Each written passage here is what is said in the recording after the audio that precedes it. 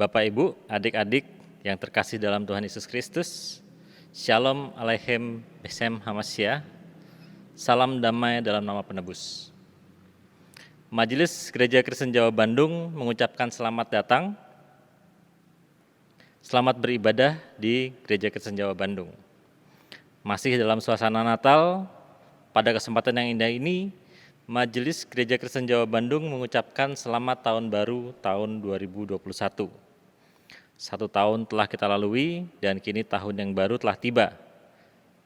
Memasuki tahun yang baru, janji Tuhan akan umatnya tetap berlaku. Dia senantiasa memberikan rancangan damai sejahtera bagi umatnya yang setia mengasihi Dia. Dalam tahun yang baru ini, kita pasti rindu jawaban Tuhan akan doa-doa kita, termasuk di dalamnya jawaban akan pergumulan kita dengan COVID-19 ini. Yakinlah Tuhan akan memampukan kita menghadapi semua, karena Tuhan tidak akan memberikan ular beracun pada yang minta roti. Walaupun tahun telah berganti, namun ada iman, pengharapan, dan kasih yang harus tetap ada, walaupun hari-hari berlalu dan tidak bisa kita ulang kembali. Namun masih ada hari esok dengan sejuta harapan dan kesempatan untuk hidup dan berbakti kepada Sang Pencipta. Sekali lagi, majelis mengucapkan selamat tahun baru, Tuhan memberkati. Saat ini, mari kita siapkan hati kita untuk ibadah awal tahun. Jemaat, kami undang untuk bangkit berdiri.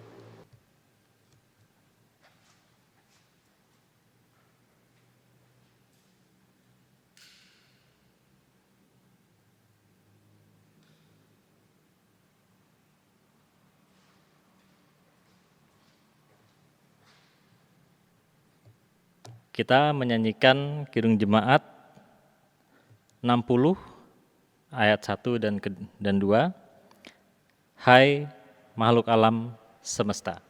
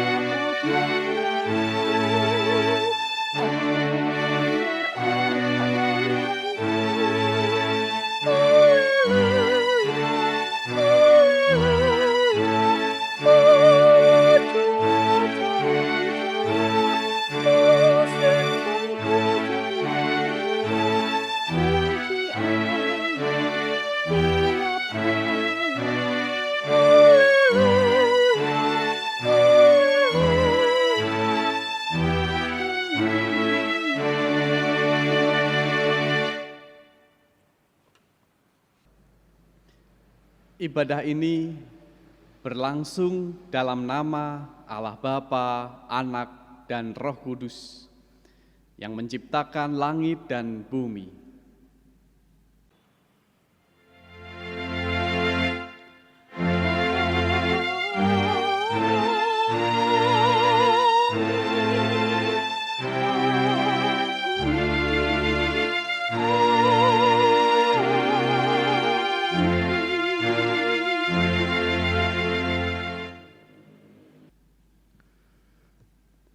Kasih setia Allah besertamu.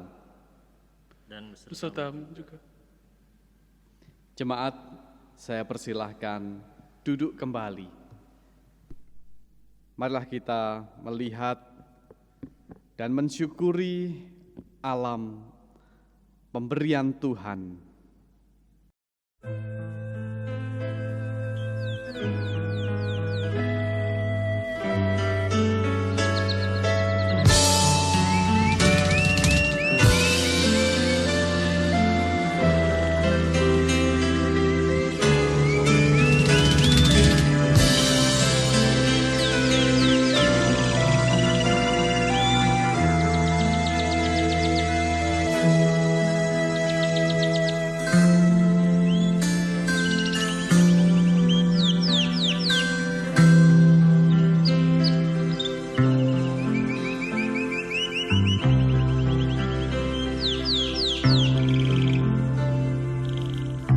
Kicau burung bernyanyi, tanda buana membuka hari, dan embun pun memudar menyongsong fajar. Sejenak ku terlena akan kehidupan yang fana.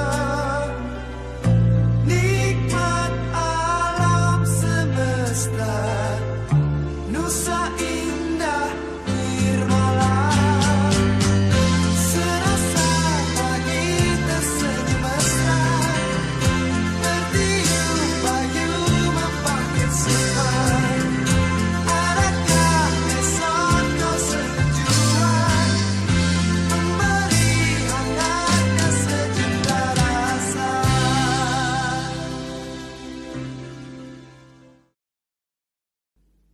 Lihatlah, semua ciptaan Tuhan melakukan perannya di dalam hidup pemberian Tuhan. Diciptakan dalam keteraturan, saling menopang, agar tercipta kehidupan yang harmoni.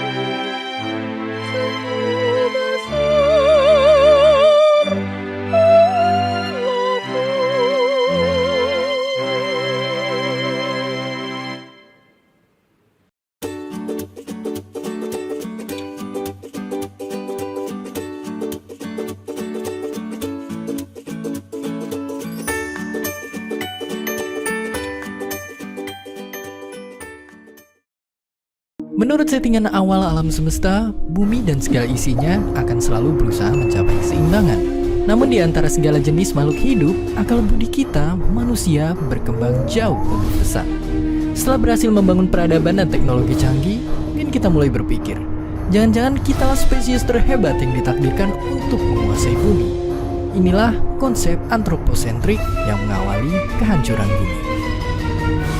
Demi memenuhi kebutuhan pribadi, kita tanpa sadar telah merusak keseimbangan dengan alam. Saat ini ada sekitar 7,5 miliar manusia di bumi dan semuanya butuh makan. Akhirnya kita mencoba menghasilkan makanan sebanyak-banyaknya tanpa peduli dampaknya pada lingkungan. Kita mulai menebang dan membakar hutan untuk membuka lahan pertanian. Setiap harinya ada hutan seluas seluruh area Monas yang lenyap. Kita tidak sadar bahwa satu orang butuh oksigen yang dihasilkan oleh setidaknya 22 pohon. Yang kita lakukan justru sebaliknya. Selanjutnya lahan yang sudah dibuka kita tanami terus-menerus sambil kita beri pupuk-pupuk kimia supaya subur. Nyatanya kita justru membuat tanah jadi asam dan tak bisa ditanami lagi. Cara kita memanfaatkan hewan juga sama parahnya. Sejak munculnya manusia 200.000 tahun lalu, sudah tak terhitung jumlah hewan yang punah karena kita buru atau kita rusak habitatnya. Kemudian di masa kini ternak sapi ala industri modern menghasilkan metana yang efek rumah kacanya lebih dahsyat dari karbon dioksida. Sisa-sisa pakan ikan yang mengendap di tambak juga meracuni air dengan senyawa kimia seperti amonia. Limbah tambak mungkin cuma satu dari sekian limbah lain yang seenaknya kita buang ke sungai, danau, dan laut. Sementara itu, kita masih seenaknya menyedot air tanah mentang-mentang bumi terdiri dari banyak sekali air. Padahal, nyatanya hanya sedikit sekali jumlah air yang sesungguhnya bisa kita minum. Bukan cuma di air, kita juga telah mencemari udara dengan berbagai jenis gas. Misalnya gas-gas yang kita pakai untuk pendingin ruangan dan aneka spray. Gas-gas inilah penyebab menipisnya lapisan ozon di stratosfer. Padahal lapisan ozon dapat melindungi bumi dari radiasi sinar ultraviolet berbahaya. Penggunaan bahan bakar fosil pada pabrik-pabrik, pembangkit listrik, dan kendaraan-kendaraan bermotor kita juga menyumbangkan banyak sekali emisi karbon. Gas-gas ini bukan cuma mengganggu pernapasan kita, tapi juga menambah gas rumah kaca yang memperparah pemanasan global. Dan akhirnya pemanasan global mengakibatkan bencana yang lebih besar lagi. Mulai dari perubahan iklim di seluruh dunia, kerusakan terumbu karang seperti koral-koral Great Barrier Reef, lenyapnya es daerah kutub yang mengancam kelestarian aneka spesies hewan, dan naiknya permukaan air laut yang dapat menenggelamkan banyak negara dalam 100 tahun ke depan. Sayangnya, masih saja ada orang yang ogah mengakui masalah lingkungan cuma gara-gara kepentingan politis dan ekonomis. Atau mungkin pura-pura peduli padahal cuma mencari keuntungan pribadi. Sekarang kita tahu masa depan yang menanti anak cucu kita nanti di bumi. Pertanyaannya, apakah kita cuma terpaksa menerimanya? Dan seperti biasa, terima kasih. Apa yang kami lihat adalah bukti dari kelalaian kami, bukti dari kegagalan kami dalam menjaga hidup ini dalam harmoni relasi dan cinta kasih.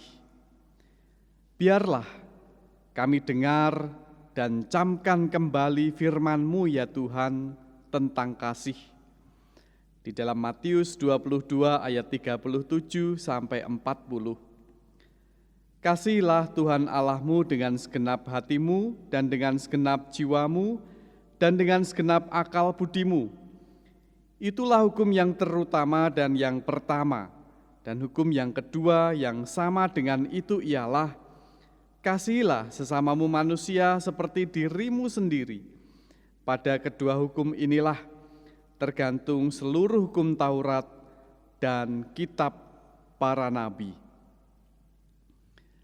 Marilah kita melihat diri kita yang banyak hal belum sesuai dengan kehendak Tuhan, belum mampu mengasihi Allah sesama yang diwujudkan juga dengan mengasihi alam semesta ini. Mari kita menghadap Tuhan di dalam doa. Tuhan, kami menghadap kehadirat-Mu saat ini. Kami menyadari salah dan dosa kami, kelemahan dan kekurangan kami. betapa kami tidak peduli terhadap alam, terhadap sesama, yang itu juga menunjukkan bahwa kami kurang peduli kepada Engkau, kepada ciptaan-Mu, yang seharusnya hidup dengan selaras dan seimbang. Ampunilah kami ya Tuhan. Untuk setiap mulut yang mengaku, ampunilah kami ya Tuhan. Untuk setiap hati yang menyesal, berilah kami damai.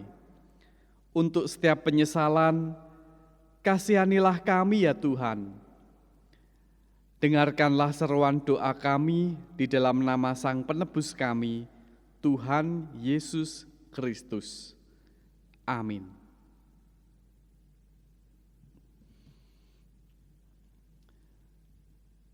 Dengarlah pengampunan yang dinyatakannya dalam kasih setianya yang demikian di dalam Amsal 16 ayat yang ke-6.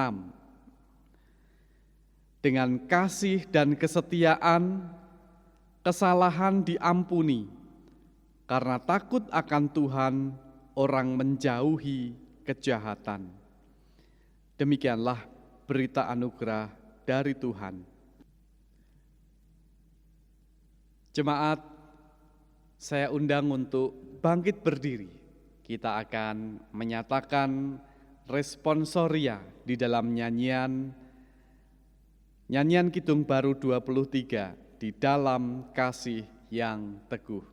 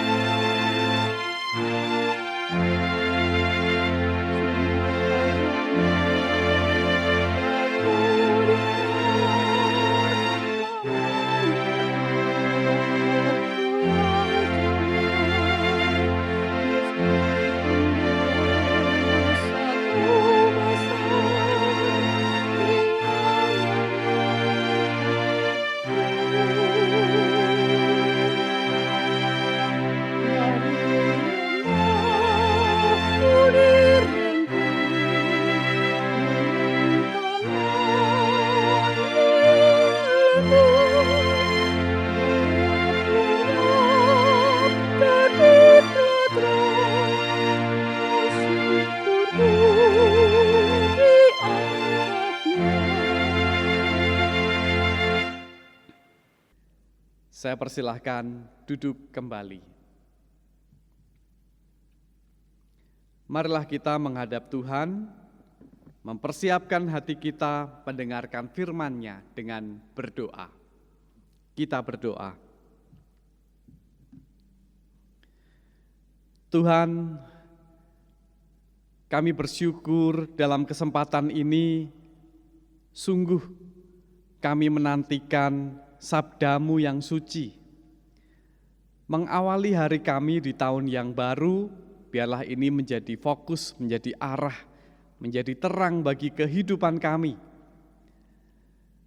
Sehingga hidup kami boleh bertumbuh dan lebih baik. Tuhan, kami juga berdoa hamba-Mu ini, Tuhan yang karuniakan hikmat, Tuhan urapi dengan Roh Kudus-Mu. Apa yang Ia sampaikan hanyalah seturut dengan kehendak-Mu. Di dalam nama Tuhan Yesus kami berdoa. Amin. Firman Tuhan saat ini diambil dari Injil Matius 25 ayat 31 sampai dengan ayat 46. Demikianlah Injil Yesus Kristus. Penghakiman terakhir. Apabila Anak Manusia datang dalam kemuliaannya dan semua malaikat bersama-sama dengan Dia, maka Ia akan bersemayam di atas tahta kemuliaannya.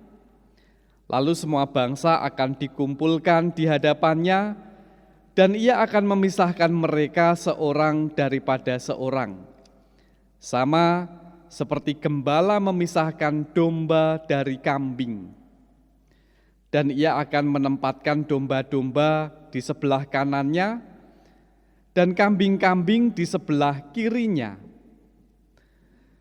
Dan raja itu akan berkata kepada mereka yang di sebelah kanannya, "Mari, hai kamu yang diberkati oleh Bapa-Ku, terimalah kerajaan yang telah disediakan bagimu sejak dunia dijadikan.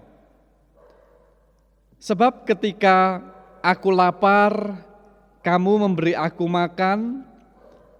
Ketika aku haus, kamu memberi aku minum.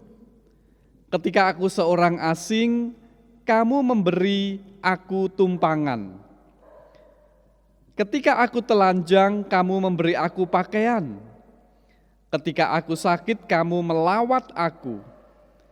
Ketika aku di dalam penjara, kamu mengunjungi aku." Maka orang-orang benar itu akan menjawab Dia, katanya, "Tuhan, bila manakah kami melihat Engkau lapar dan kami memberi Engkau makan, atau haus dan kami memberi Engkau minum? Bila manakah kami melihat Engkau sebagai orang asing dan kami memberi Engkau tumpangan, atau telanjang dan kami memberi Engkau pakaian?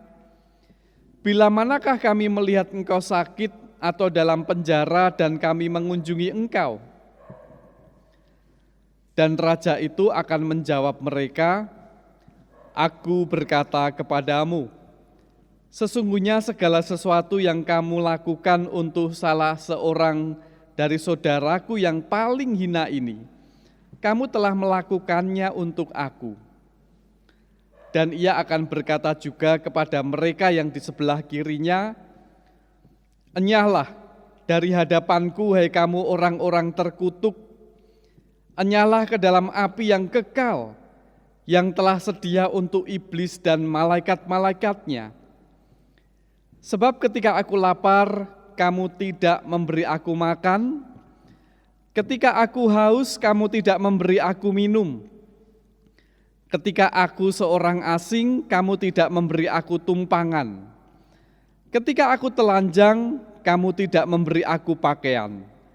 Ketika aku sakit dan dalam penjara, kamu tidak melawat aku."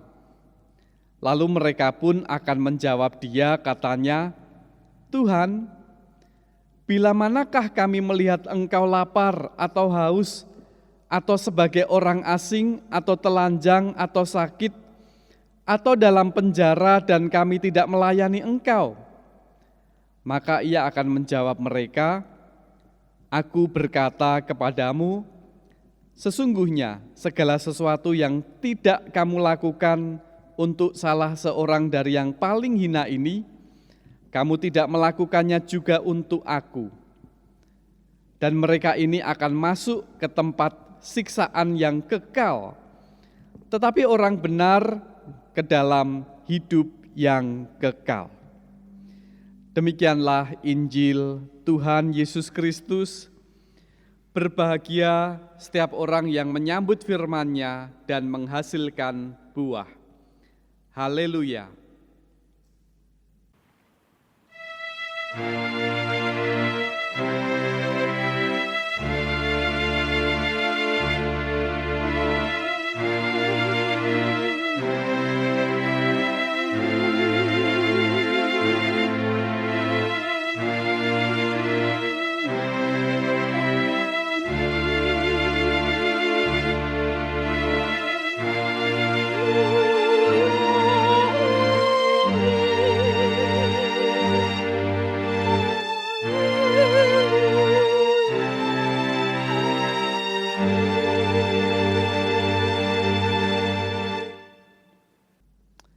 Shalom,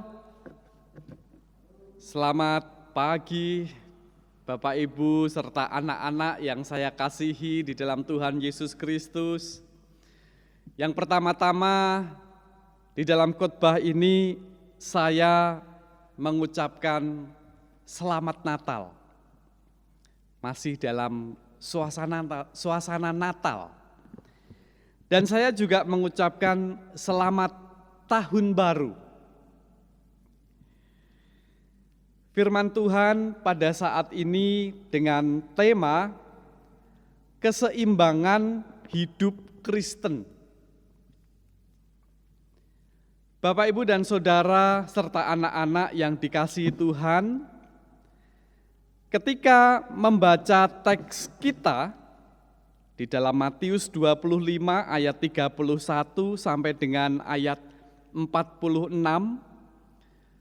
seolah-olah kita diperhadapkan kepada pilihan di dalam hidup ini.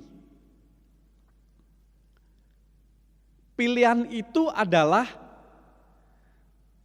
baik yang seperti apa? Sepertinya baik atau baik yang seperti Kristus? Itu adalah dua hal yang berbeda.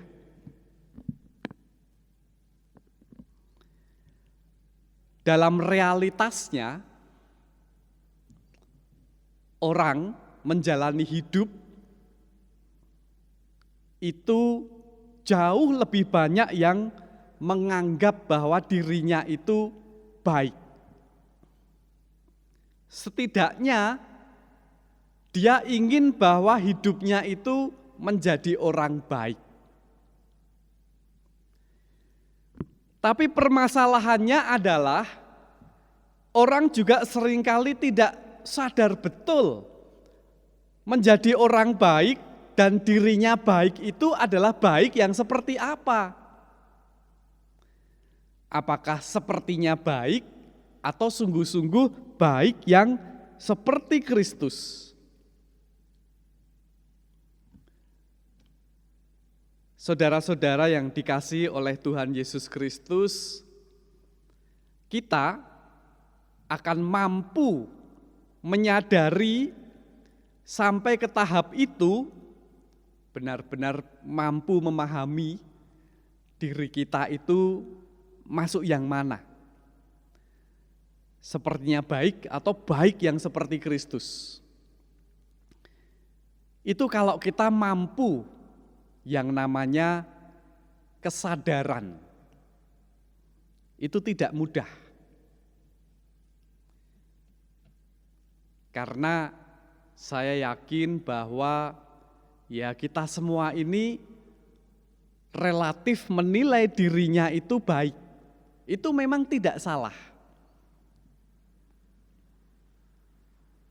Tapi kalau kita gali lebih dalam lagi, mari kita cermati, kita introspeksi tahun-tahun kemarin, hari-hari yang lalu, yang sudah kita lewati, supaya ke depan kita bisa hidup dengan lebih baik di tahun ini, 2021. Apa yang sudah kita lakukan? Sepertinya baik atau baik yang seperti Kristus? Ada orang yang menganggap dirinya baik karena dia melakukan kebaikan-kebaikan sosial. Ya, menerapkan welas asih, sepi ing pamrih, rame ing gawe. Bekerja dengan tanpa pamrih. Ojo milik darbe ing liyan, jangan mengingini milik sesama.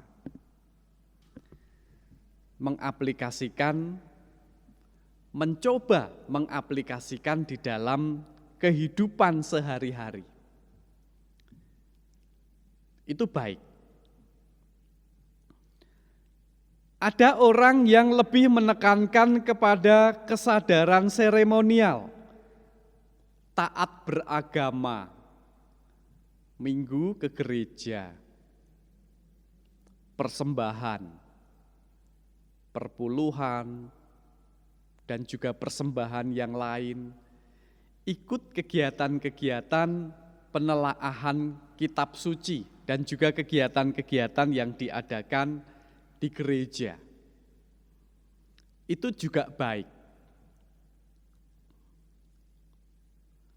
Tapi juga seringkali orang membanding-bandingkan dirinya dengan orang lain dan kemudian merasa bahwa dirinya itu lebih baik.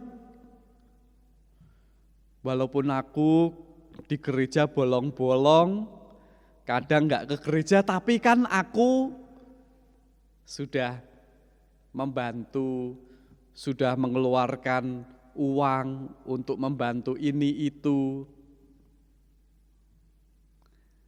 Dan sebaliknya orang lain yang satunya juga menilai, aku lebih baik karena aku aktif dalam kegiatan gereja. Taat dengan aturan-aturan agama. Nah, Bapak, Ibu, dan Saudara yang dikasihi Tuhan, sebenarnya dua hal tadi diperlukan di dalam kehidupan kita. Hal-hal yang sifatnya sosial itu penting, tapi belajar kitab suci itu juga penting. Dan keduanya ini semestinya berjalan beriringan. Tidak bisa kita mengatakan rasa ning gereja rapopo, rasa rajin PA. Yang penting aku kan sosial. Ya semestinya keduanya itu berjalan bersama-sama. Taat agama, mempelajari kitab suci. Tapi di satu sisi kita juga adalah orang-orang yang peka terhadap kondisi sosial di sekitar kita. Nah, Bapak, Ibu, dan saudara-saudara yang dikasihi oleh Tuhan Yesus Kristus, teks kita pada saat ini memberikan teguran keras kepada orang-orang yang taat beragama, taat dengan aturan-aturan Taurat. Bahkan mereka adalah ahli-ahli Taurat, ahli-ahli agama. Tetapi di realitasnya di dalam kehidupan mereka, kepeduliannya itu kecil.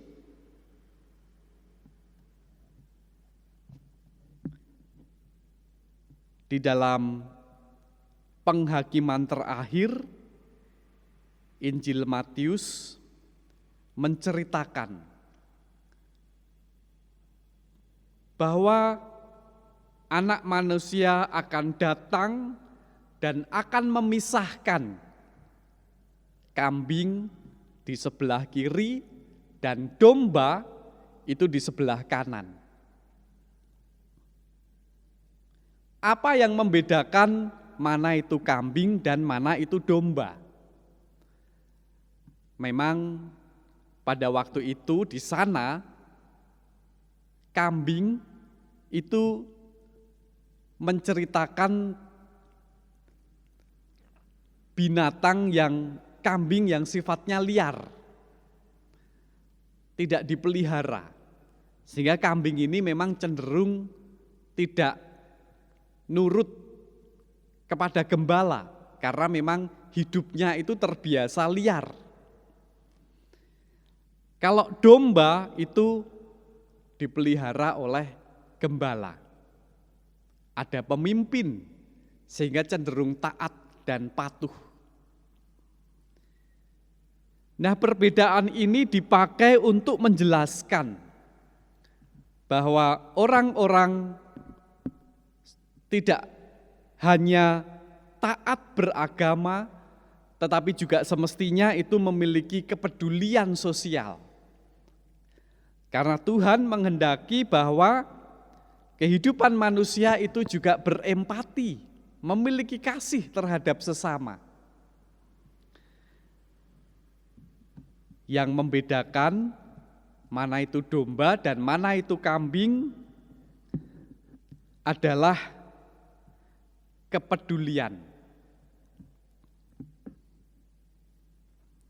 Ayat 34 dan seterusnya dikatakan, dan raja itu akan berkata kepada mereka yang di sebelah kanannya, mari hai kamu yang diberkati oleh Bapakku, terimalah kerajaan yang telah disediakan bagimu sejak dunia dijadikan.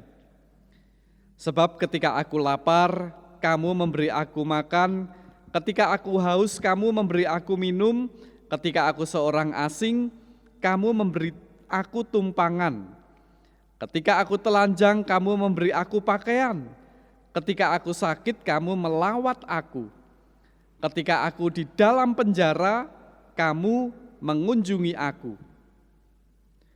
Maka orang-orang benar itu akan menjawab dia, katanya, Tuhan, bila manakah kami melihat Engkau lapar dan kami memberi Engkau makan, atau haus dan kami memberi Engkau minum? Bila manakah kami melihat Engkau sebagai orang asing dan kami memberi Engkau tumpangan, atau telanjang dan kami memberi Engkau pakaian? Dan seterusnya, dan raja itu akan menjawab mereka, aku berkata kepadamu, sesungguhnya segala sesuatu yang kamu lakukan untuk salah seorang dari saudaraku yang paling hina ini, kamu telah melakukannya juga untuk aku. Kalau kamu melakukannya untuk saudaraku yang paling hina, kamu melakukannya untuk Tuhan. Dan jika kamu tidak melakukannya, kamu juga tidak melakukannya untuk Tuhan. Bapak, Ibu, dan Saudara yang dikasihi Tuhan, ini adalah sebuah kritikan. Keseimbangan hidup Kristen itu semestinya seimbang. Taat beragama tapi juga memiliki kepekaan sosial yang tinggi. Yang pada waktu itu memang banyak orang-orang yang hidup di dalam keprihatinan karena suasana penjajahan, karena suasana keterpurukan, sehingga kitab Injil menceritakan banyak orang sakit, banyak orang yang kesurupan, banyak orang yang mengalami pergumulan. Itu karena kehidupan mereka di dalam keprihatinan.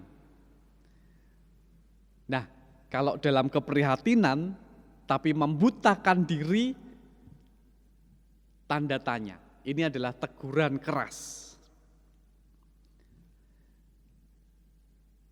Bapak, Ibu, dan Saudara yang dikasihi Tuhan, ketika ini dibawa dalam konteks saat ini, konteks Indonesia, rupa-rupanya permasalahannya menjadi semakin kompleks. Karena ada relasi antar manusia yang rusak. Tetapi juga ada alam yang rusak. Yang disebabkan oleh manusia. Ada sebuah ilustrasi, ini ilustrasi ya Bapak Ibu ya. Jadi ilustrasi itu adalah pintu untuk menjelaskan sesuatu. Di suatu daerah ada orang yang namanya Saleh. Karena memang dia ini hidupnya saleh.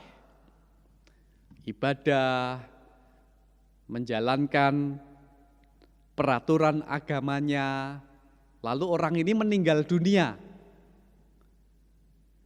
Kemudian oleh Tuhan ditanya, Saleh, kamu saleh? Iya Pak, namanya, mohon maaf. Iya Tuhan, nama saya Saleh.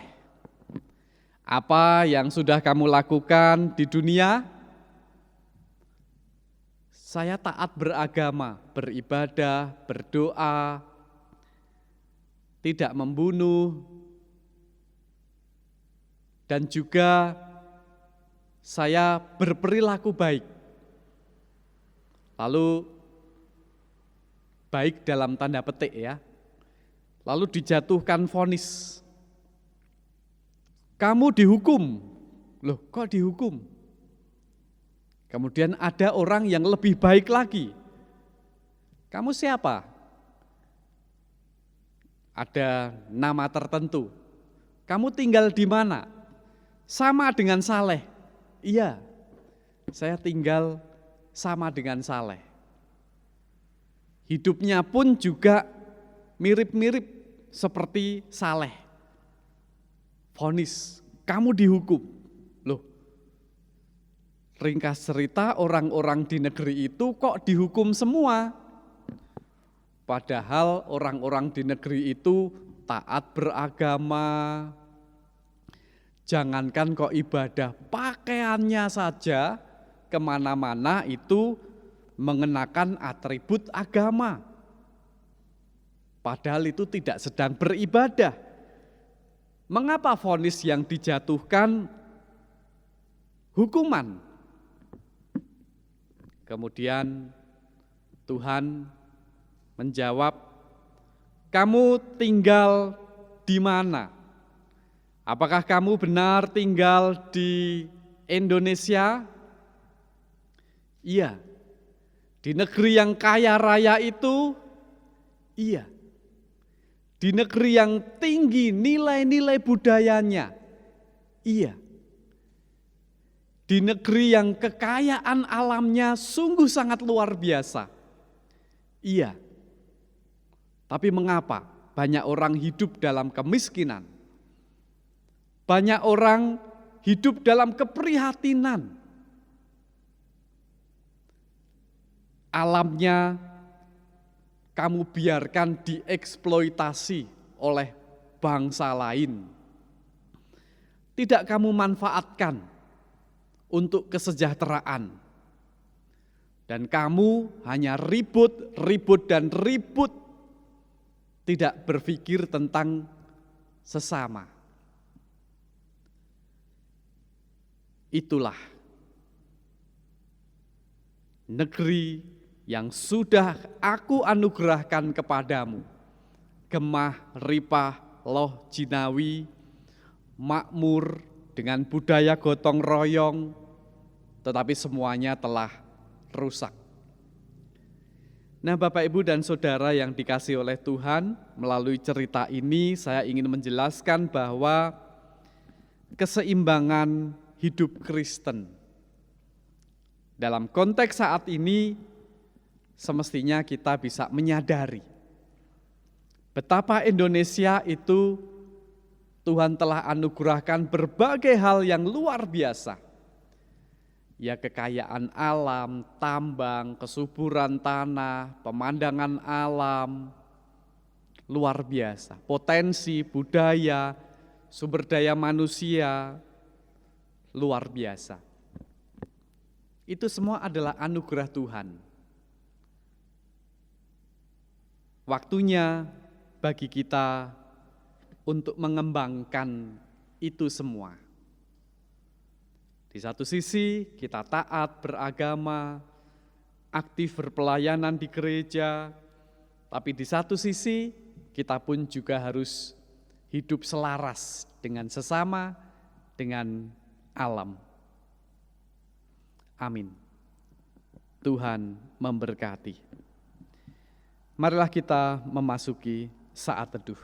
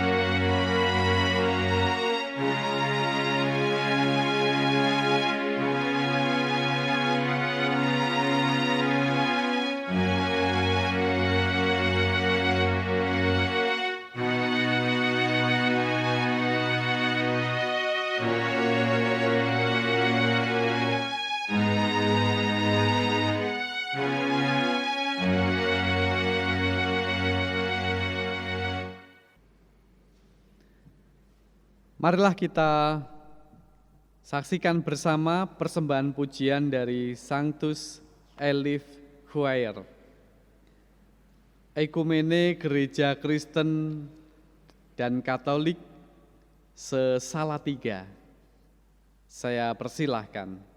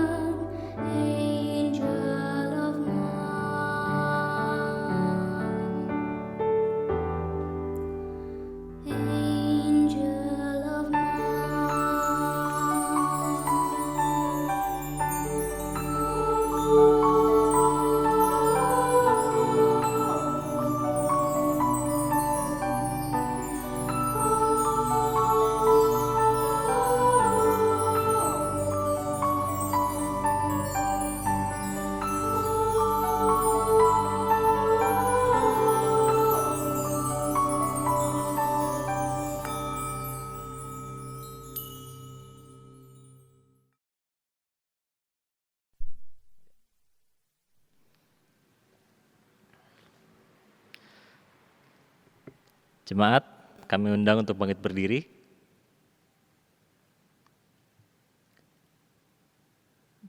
Bersama dengan semua jemaat Tuhan di segala tempat dan segala waktu, mari kita ikrarkan kembali pengakuan iman Rasul kita demikian. Aku percaya kepada Allah, Bapa yang Maha Kuasa, Khalik langit dan bumi, dan kepada Yesus Kristus, anak yang tunggal Tuhan kita, yang dikandung daripada Roh Kudus, lahir dari anak darah Maria, dan menderita sengsara di bawah pemerintahan Pontius Pilatus, disalibkan, mati dan dikuburkan, turun ke dalam kerajaan maut. Pada hari yang ketiga, bangkit pula dari antara orang mati, naik ke surga, duduk di sebelah kanan Allah, Bapa yang Maha Kuasa, dan akan datang dari sana untuk menghakimi orang yang hidup dan yang mati. Aku percaya kepada Roh Kudus, gereja yang kudus dan am, persekutuan orang kudus, pengampunan dosa, kebangkitan daging, dan hidup yang kekal. Jemaat, kami persilakan duduk kembali. Jemaat yang dikasihi Tuhan, marilah kita menghadap Tuhan, menaikkan doa syukur dan doa syafaat kita. Mari kita berdoa. Bapa di surga, kami saat ini kembali datang kepadamu, bersyukur pemeliharaan-Mu dalam hari-hari kami. Kami boleh melewati tahun 2020, sekalipun banyak terpaan, tantangan, dan kami juga menghadapi pandemi COVID-19 yang sangat berdampak dalam kehidupan kami. Tapi kami yakin akan tuntunan dan pemeliharaan Tuhan.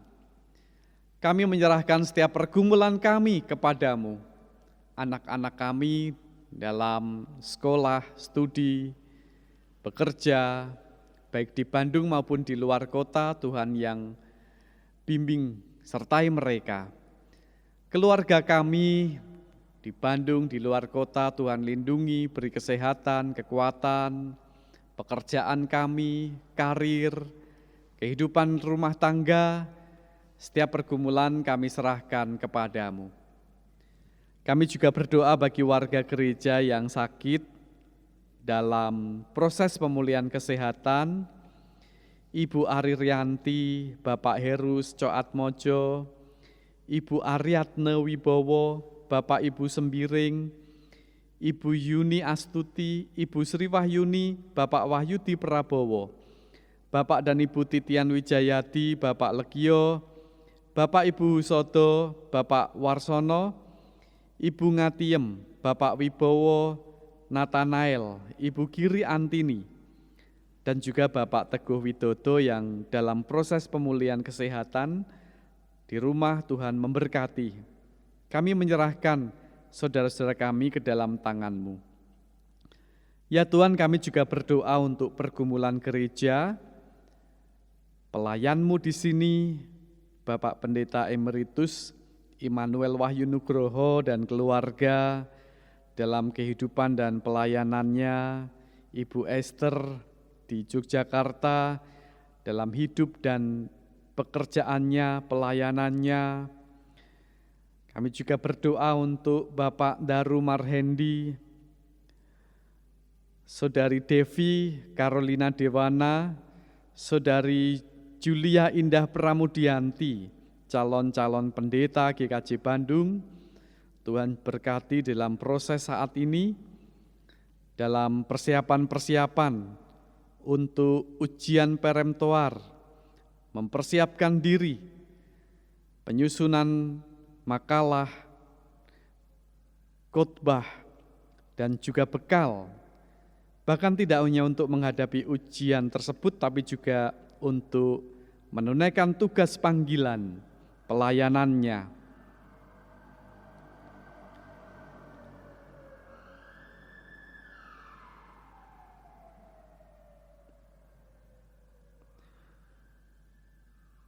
Tuhan, kami juga menyerahkan kepadamu anggota majelis gereja, tim pendamping, tim pembimbing,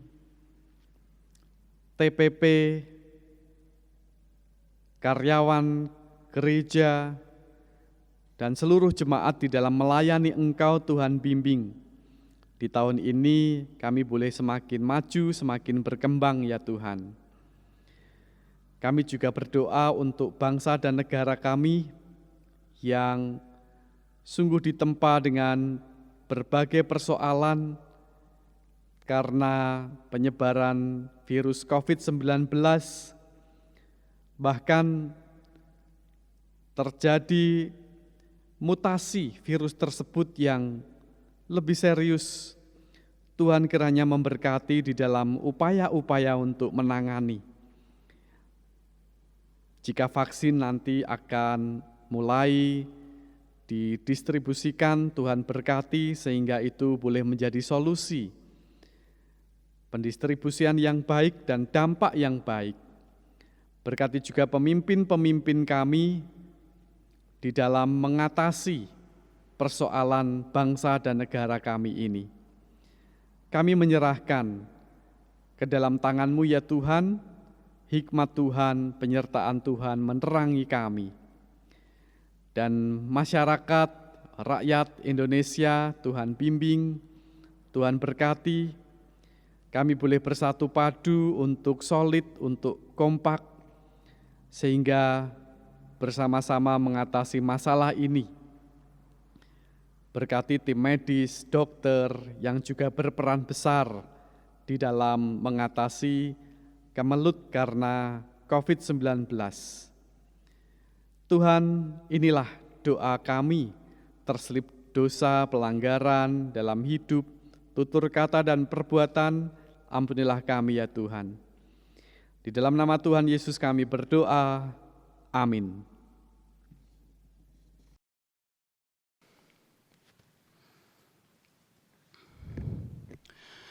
Jemaat, kini tiba saatnya kita mengaturkan persembahan. Untuk nats persembahan kita hari ini diambil dari 1 Tawarik 29, ayat yang ke-17.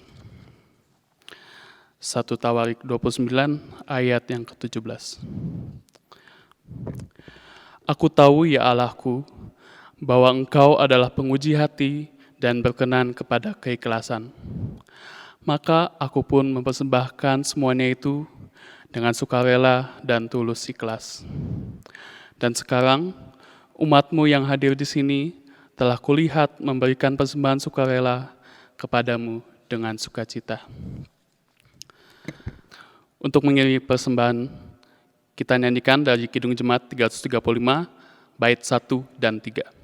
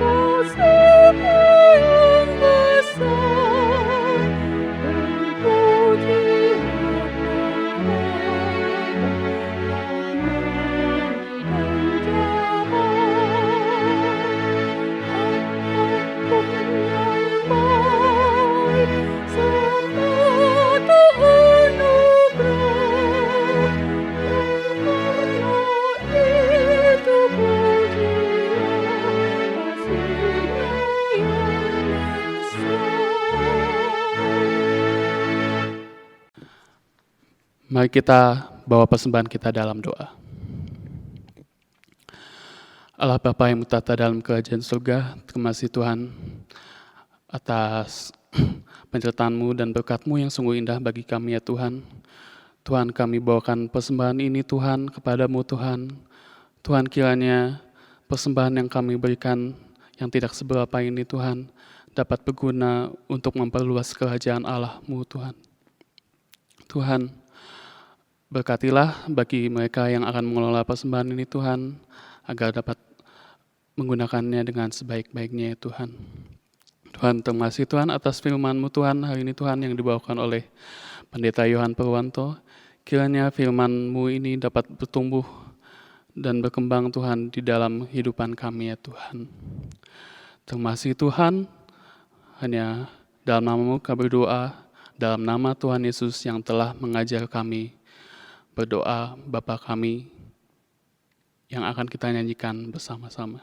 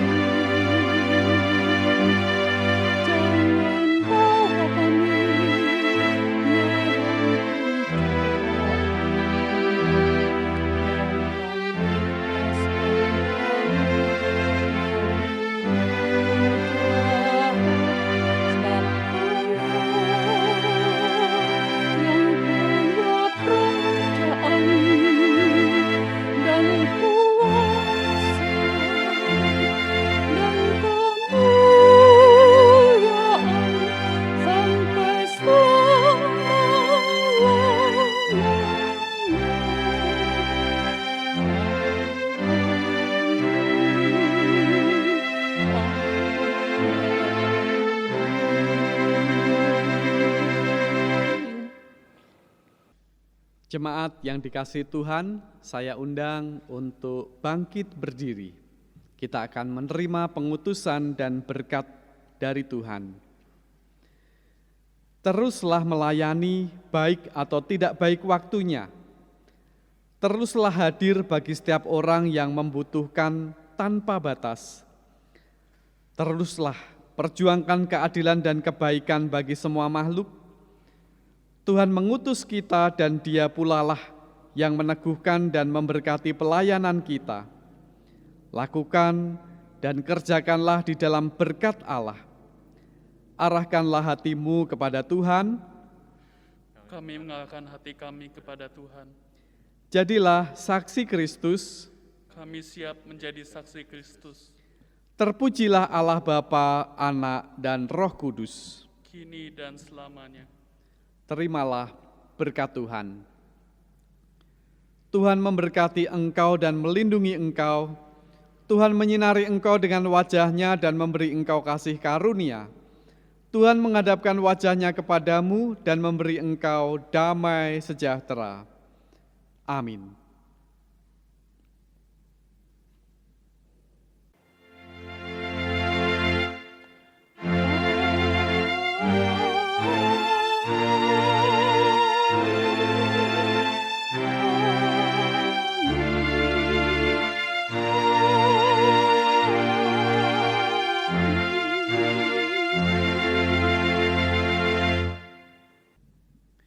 Di akhir ibadah ini kita menyanyikan, pakailah waktu anugerah Tuhanmu.